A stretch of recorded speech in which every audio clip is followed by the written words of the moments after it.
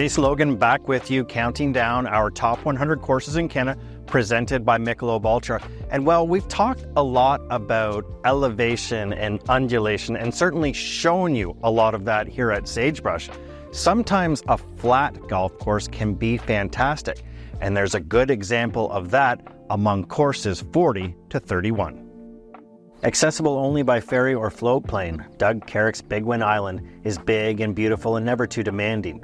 Wide fairways and large greens keep the round enjoyable, with the stunning 6th and 18th holes the most memorable thanks to their Lake of Bays backdrop. The late Bob Cupp is known in Canadian golf course architecture circles mostly for his work at Beacon Hall. However, his creation farther north near Collingwood, Ontario is also excellent. Demanding but fair, Mad River is a walkable course on excellent land with 18 solid holes.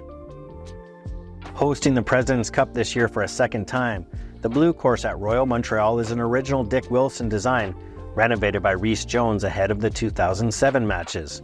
Multi-tier greens defend par, while the 5-hole finishing stretch is full of risk-reward shots. If there were a top 100 subcategory for best flat golf course, Walter Travis's Cherry Hill would be a front-runner.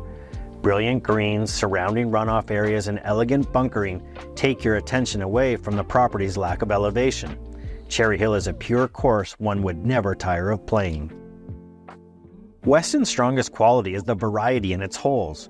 The yardage and direction of every par 3 is different, the par 4s require smart decisions off the tee, and the par 5s play both uphill and down. The drop shot second, with a rail trestle in the distance, is the Toronto course's signature.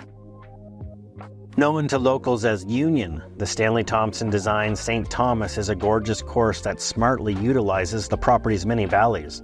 The front 9 par 4s are excellent, while the course's many sloped greens keep golfers on their toes. The 9th is a classic Thompson long par 3. The narrowness of Vancouver Island's Royal Colwood, thanks to the towering 500-year-old Douglas fir trees lining its fairways, is perhaps the course's calling card, but that shouldn't outweigh the excellent ridge-filled terrain on which the A.V. McCann design sits. Great greens add to its quality.